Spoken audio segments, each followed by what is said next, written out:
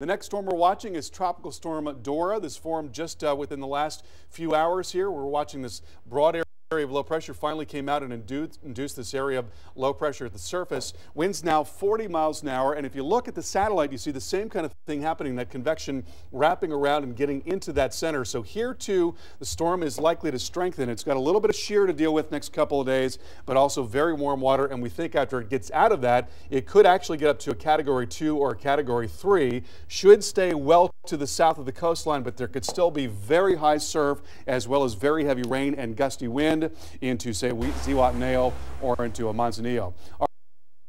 Let's take a look at an MRI of Dora, which is now a 135 mile per hour hurricane in the Pacific.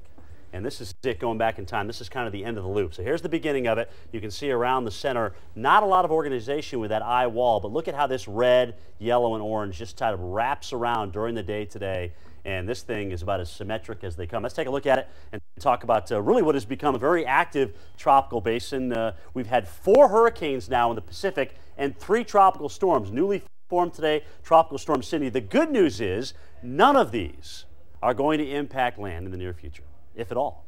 So that is great news. Some of the new computer models taking Dora farther and farther away west of Baja. Dora is the show of the day. This thing started off the day as a Category 1. Now it's a Category 4 monster at 135 miles an hour, and it's still intensifying. Look at this visible imagery. This is in rapid scan, so these pictures are every 5 minutes, but you could not ask for a more symmetric center. As a matter of fact, what do I mean by that? I'll come over here and draw on this. If you draw outside the ring here, this is the CDO of the storm, and then you draw the actual center. Look at this, almost equidistant on each side. Classic case. There's no reason to believe the storm's not breathing as well either, so this could become even stronger, believe it or not, from what we see here on the visible satellite imagery. The good news is it is not forecast to impact land right now, just a few high clouds on your favorite Mexican West Coast beaches.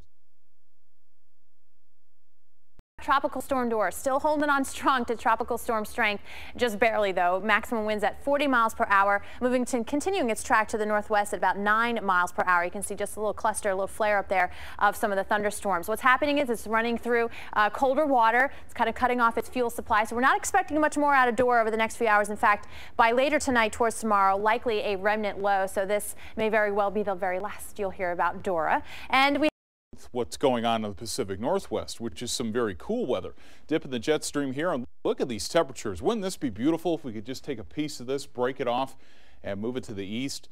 Looks like it's not going to happen, at least not in the immediate future. We'll cool down in the east, though, by the weekend a little bit. 74 in Missoula Friday, 83